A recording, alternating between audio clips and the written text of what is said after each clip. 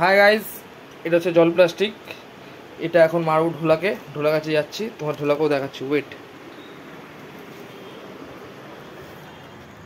দেখো এই যেখানে প্রেম করছে ঢোলা, এখানে বসে প্রেম করছে। একটু জুম করে নিই, ব্রাইটনেসটা হালকা বাড়াই। এখানটায় প্রেম করছে, ওকে মারবো। এই প্লাস্টিকটা ওকে এখন মারতে চলেছে। চলো তাহলে দেখা যাক কী করে কী করা যায়। ডানাতে ধরে নিই, ফোনটা ঠিক করে ধরে না, ফোনটা পড়ে হবে না, এখানে উঠতে হবে। এই যে মারছি, দেখো এই দেখো।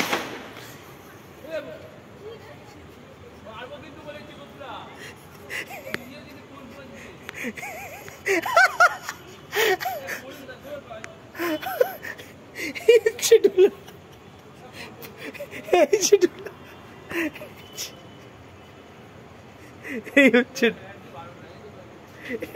ঢোলা,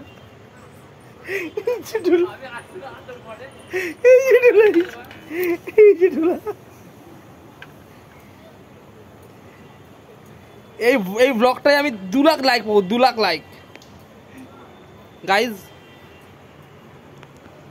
জুমটা কমাই আগে। এই ঢোলা গাইজ, এই ব্লগটায় আমার 2 লাখ লাইক চাই, কারণ অনেক কষ্ট করে ভিডিওটা করেছি, তাই আমার এখন 2 লাখ লাইক লাগবে ব্যাস।